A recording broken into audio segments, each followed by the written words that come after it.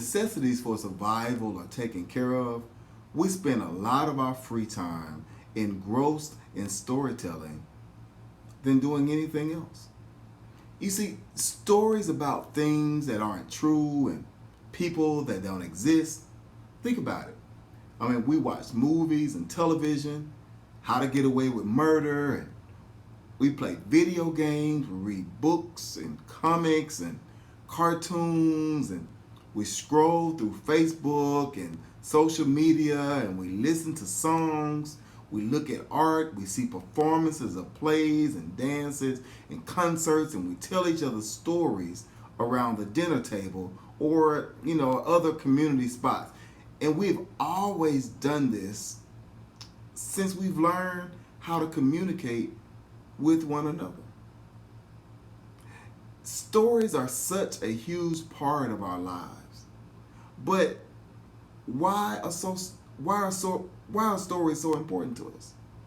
Well, I don't know if there is any one reason, but it seems to me that stories are necessary because they serve so many critical functions that enable us to survive and thrive as humans, all at once. You see, stories often talk about a struggle or a victory. But now a good story often has both a struggle and a victory. Sometimes the stories that we know best have been written by others. And we find ourselves living the life of a character in which we didn't even create. Now, in order for us to move forward with our lives, we have to learn how to delete old stories and old narratives of oppression and hatred from our minds. And we have to figure out ways to replace them with stories of victory and hope.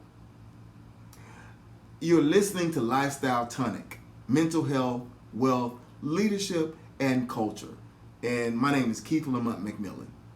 In today's cultural session, we are going to talk about narratives and how they have shaped our history, but also how we can rewrite our own stories. You see, it was nearly 60 years ago, in March of 1961, a group of young men and women took a stand to segregate a public institution that was meant to serve all the people. They were soon arrested, but their actions began a greater narrative of what would come to fruition over the next 6 years. You see, this group was known as the Tougaloo Nine. A few months later, in May of that same year, another story was written. A story which lasted for nearly 6 months, and it changed America forever. This is when more than 400 black and white Americans risked their lives, and many endured vicious beatings and imprisonment for simply voyaging through the Deep South, deliberately violating Jim Crow laws in order to test and challenge a segregated transportation system. These young men and women were met with bitter racism, mob violence, while they were sorely testing their belief in nonviolent activism. They became known as the Freedom Riders. Now, these acts of courage spawned a narrative that would shift the way Mississippi responded to the climate of hatred, a climate of political and social injustices. In the midst of all that, a story of hope was still being manifested. You see, in the summer of 1961, the names of national organizations like Student Nonviolent Coordinating Committee, SNCC, Congress of Racial Equality, CORE, Southern Christian Leadership Conference, SCLC, even the National Association of the Advancement of Colored People, NAACP, while they were less well known at this time in Mississippi. But they were able to come together to form a coalition. that would fight and defend the political injustices of Mississippi. This coalition would provide a platform that would uniformly recognize objectives of education, voter registration, and healthcare. And this platform would give Mississippians an organization that they could call their own. This coalition became known as COFO, the Council of Federated Organizations. Located down the street from Jackson State University, on the same street as the Mississippi branch of the NAACP, COFO became known as the nerve center of the South. And so this is where new stories of hope began to be written. You see, the next year, 1962, this COFO alliance reorganized as an umbrella organization. It was staffed by the National Civil Rights Organization, in which SNCC had the largest number of staff workers. So this coalition helped to bring about several movements of our history over the next couple of years, right? And so as this narrative continues, we must understand that in 1962, there were roughly about 6% of the African American population in Mississippi registered to vote. Now, since the coalition came together in 1961, they had few concrete victories to show for their hard work and the dangerous work that they accomplished or that they experienced throughout the state.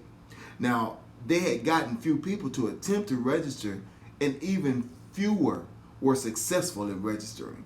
But COFO did not let that narrative dictate the purpose nor the plans for what was to come. You see, there were more than 150 instances of violence and intimidation since COFO began their voter registration efforts in the state, and not one of those instances attracted a strong federal response. Voter registration of African Americans wasn't working, and campaigns like sit-ins and lunch counters were extremely dangerous. A web of laws, intimidation tactics, official and unofficial force, and violence terrorizing blacks seeking voting rights kept black people from voting. You had Jim Crow laws, poll taxes. Black people were being killed for no reason at all other than just being black. So because of the current narrative of Mississippi, some people looked at voting as going against the status quo. But in the brink of all the voting efforts, there was still only about a 10% increase of voter registration. So out of all the people taken to the polls to register, only about 1,000 of them were able to pass the literacy test. Only about 1,000. So in spite of countless obstacles, COFO organized a Freedom Vote campaign. Now, this mock election was among black Mississippians that would take place at the same time as the regular elections of November of 1963. The purpose of the 63 Freedom Vote campaign was to teach people how to be a part of the political process. It was to teach people how to campaign and run for office. It was to teach them about the politics behind elections and how it was important, why it was important to participate if African Americans wanted to see the change they needed. You see, this interracial campaign focused on better education and employment and job training for the disenfranchised. COFO continued writing this narrative of courage and this transcript of hope. During this Freedom Vote campaign, Aaron Henry, a black physician from Clarksdale, Mississippi, ran for governor. And Ed King, a white Tougaloo College chaplain, ran for lieutenant governor.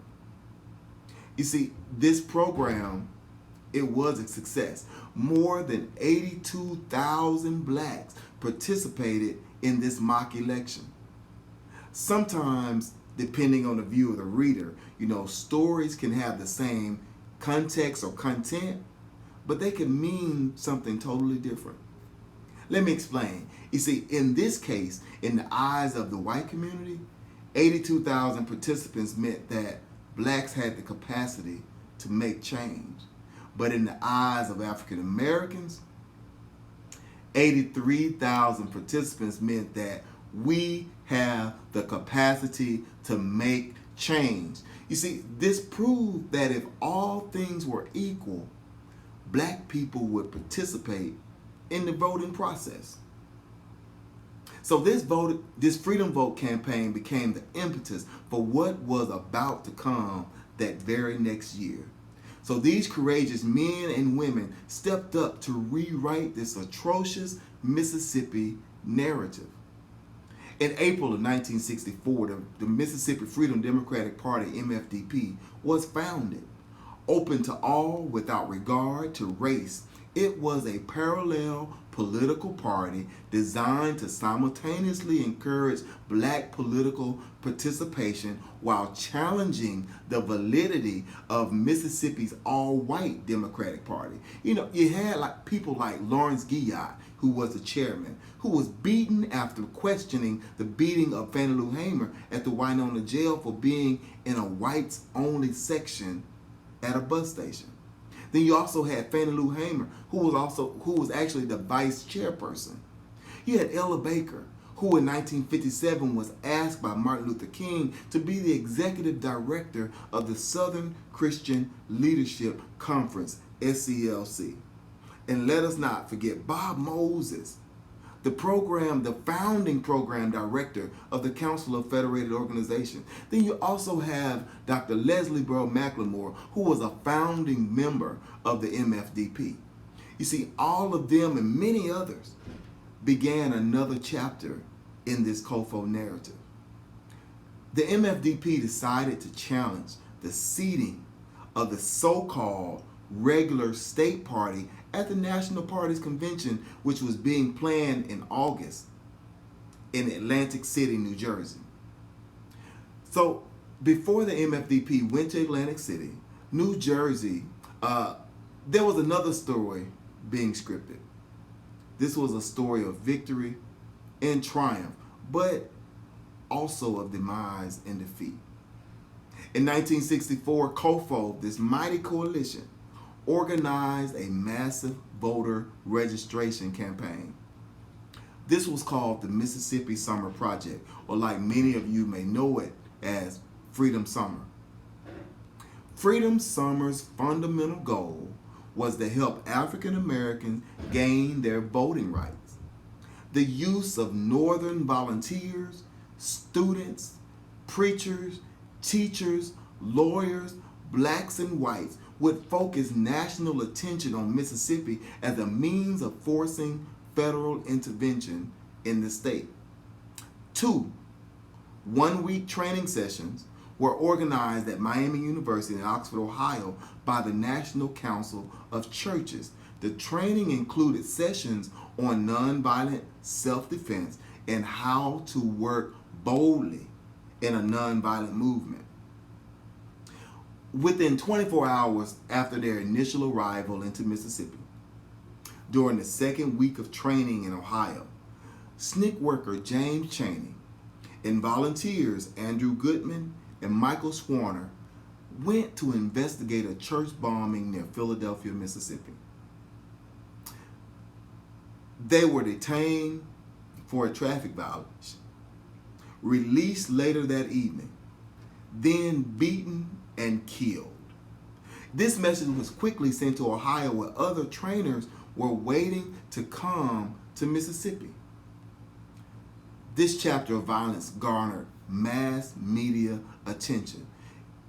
During the campaign, there were 80 workers beaten or more, 1,000 arrests, as well as 37 churches which was bombed and burned. The movement couldn't turn to the police in Mississippi for help because they were often shown to be involved.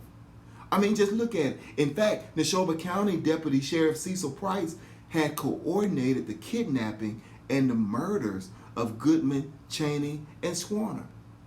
The wave of repression and oppression failed to achieve its objective of shutting down Freedom Summer. In fact, it finally inspired support and some federal intervention.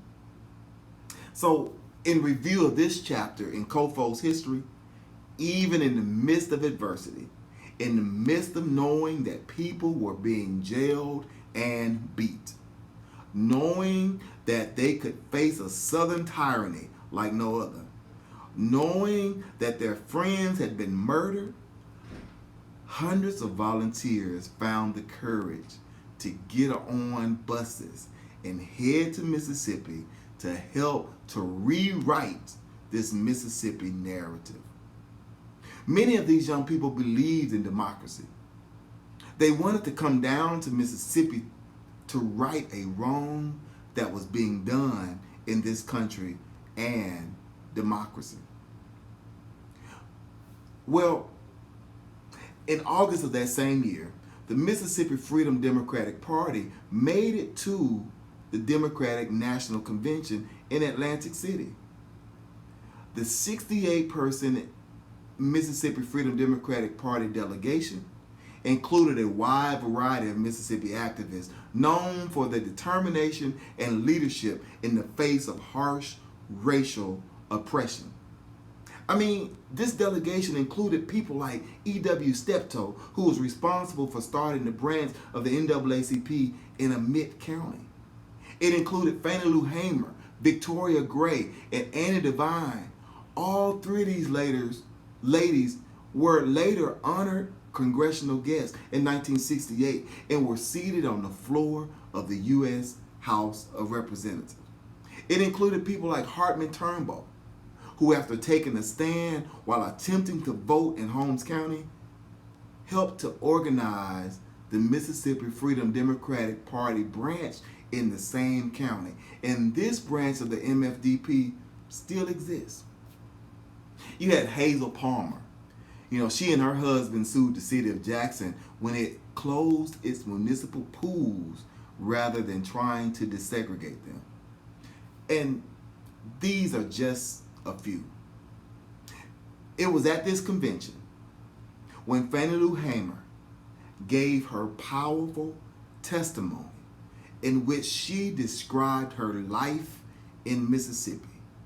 You see, Hamer crafted a story that riveted the nation.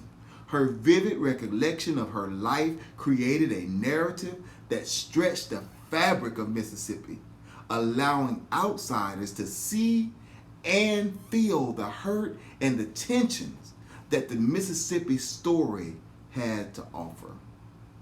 She talked about how she and 17 others traveled 26 miles to try to register to become first-class citizens. She mentioned how the bus driver was charged with driving a bus the wrong color. She talked about how she was put off the plantation for just trying to register to vote. Fannie Lou Hamer recounted a memory of the 10th of September in 1962 when 16 bullets was fired into the home of Mr. and Miss Robert Tucker for her. That same night, 2 girls were shot in Ruleville, Mississippi. You see, Hamer spoke of her own beating and of the murders of the NAACP leader, Medgar Evers, and of the 3 other civil rights workers, James Chaney, Andrew Goodman, and Michael Swarner, who only a few days earlier had been slain near Philadelphia, Mississippi. You see, in her riveting testimony, and this is what she said: I was placed in a cell with a young woman called Miss Uvesta Simpson. And after I was placed in the cell, I began to hear sounds of licks and screams. I could hear the sounds of licks and horrible screams. And I could hear somebody say, "Can you say yes, sir, nigga? Can you say yes, sir?" Well, she would say, "Yeah, I can say yes, sir." "So, well, say it." She said, I don't know you well enough. Fannie Lou Hamer began to talk about how the state highway patrol ordered 2 black men to beat her. She's quoted as saying, all of this is on account of we want to register to become first-class citizens. And if the Freedom Democratic Party is not seated now, I question America. Is this America the land of the free and the home of the brave, where we have to sleep with our telephones off the hooks because our lives be threatened daily? Because we want to live as decent human beings in America? That was a powerful narrative, a powerful story of a vision, an account of hope, a tale of hatred and pain, and an antidote of unseen victories. You see, I believe that it was this testimony, just my belief, that motivated the decision of Lyndon B. Johnson to pass both the 1964 Civil Rights Act and the 1965 Voting Rights Act. COFO helped to shape a narrative that Mississippians are still a part of today. This is the narrative that Mississippi endured nearly 60 years ago. Today, still, many of these same stories are being rewritten. Different authors, but the same stories. We're still struggling to get voting participation in Mississippi from the black communities. Education and health care are still major concerns. Black males and black women are still facing some major challenges. There seems to be no accountability for law enforcement. Even when people are killed on camera, there is no accountability. Even in the cases where settlements were reached, there was still no admission of guilt. Keith Lamont Scott, Terrence Crutcher, Philander Castile, Alton B. Sterling, Christian Taylor, Sandra Bland, Freddie Gray, Walter Scott, Tamir Rice, Laquan McDonald, Michael Brown, Eric Garner, Jonathan Sanders. Most recently, George Floyd, in which during an altercation, a police officer was kneeling on his neck for 8 minutes and 46 seconds until he took his last breath. Breonna Taylor, who was fatally shot in her own apartment. You see, this is just a few to name. Is this America the land of the free and the home of the brave? I can remember when Colin Kaepernick, when he took a stand by taking a knee in an attempt to rewrite his narrative.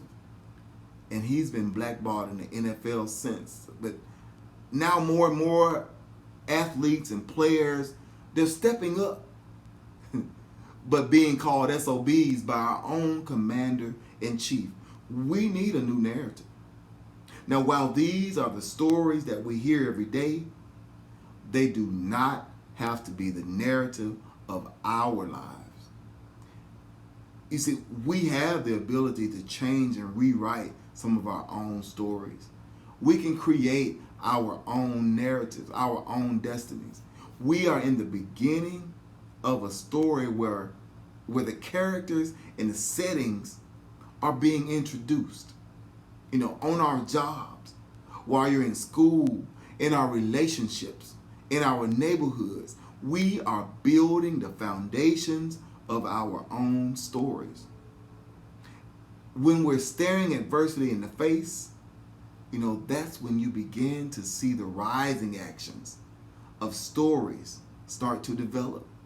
This is where the main character faces a series of conflicts. So even in a good narrative, you're going to face some conflicts. You're going to face some difficulties. You see, you are the main character of your life.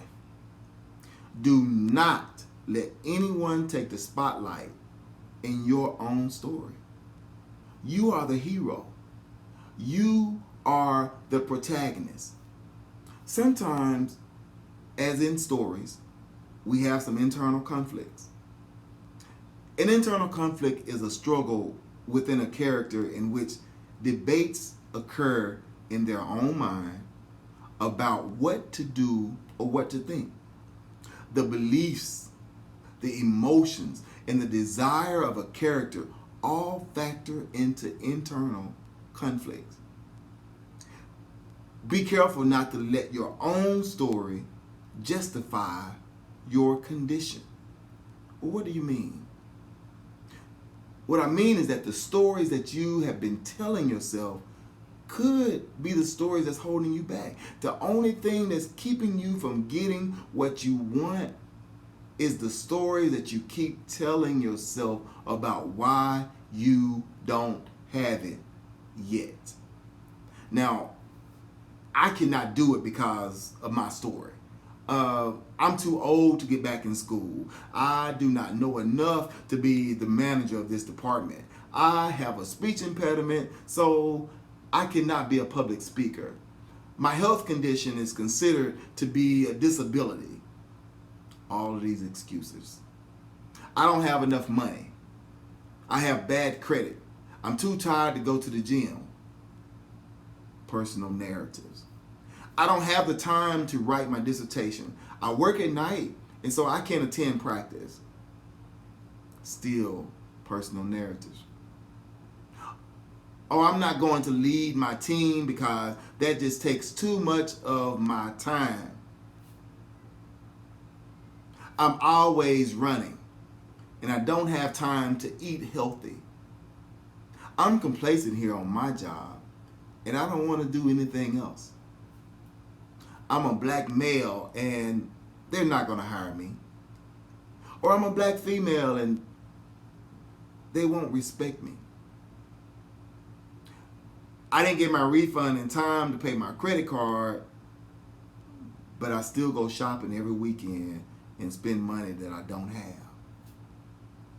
You see, these are personal narratives that we keep telling ourselves. Our Mississippi narrative, it even tells us that we have one of the highest obesity rates in the nation. In terms of completing high school, we rank in the lower bottom. We have high unemployment rates. Mississippi has a low life expectancy. We have the highest teen pregnancy rates. You have been given so much power to your story that your story now begins to justify your condition. Let me explain it to you this way. Let me take it to church for a second. You know, in John 5, it talks about the lame man at the pool. You see, you're like the lame man that laid at the pool for 38 years, and Jesus asked him, "Wilt thou be made whole?" And the man said, "Well, it's not my will to be like this, but when I get ready to step in, nobody helps me." In 38 years, you could have rolled yourself into the pool. I mean, it was not the lameness that stopped him. It was the story that he kept telling himself.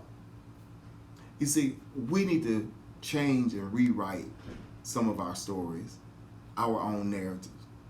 We need to tell ourselves a different story. We need to remind ourselves and tell ourselves, yes, I can get up and go to the gym. Yes, we need to tell ourselves that we are going to be successful. We need to tell ourselves that I am going to get 3 to 5 new clients every day. We need to tell ourselves that no matter what I'm working on, I'm always committed to completing my goal. We need to affirm ourselves that I will trust my thought processes. They are clear and I am very capable. I can find my own intrinsic motivator. You see, No matter how hard I may fall, I get back up, dust myself off, and forge on. I am more than a conqueror. I'm a lender and not a borrower. I am not going to be a statistic, but a solution. I am going to live a healthy lifestyle because I am going to start eating better. I'm going to start taking care of my body. I'm going to get tested for diseases and HIV and STDs. I'm going to stop having unprotected sex. I will stop being a stigma to my circumstance. I will learn how to become an entrepreneur and use my skills to employ myself.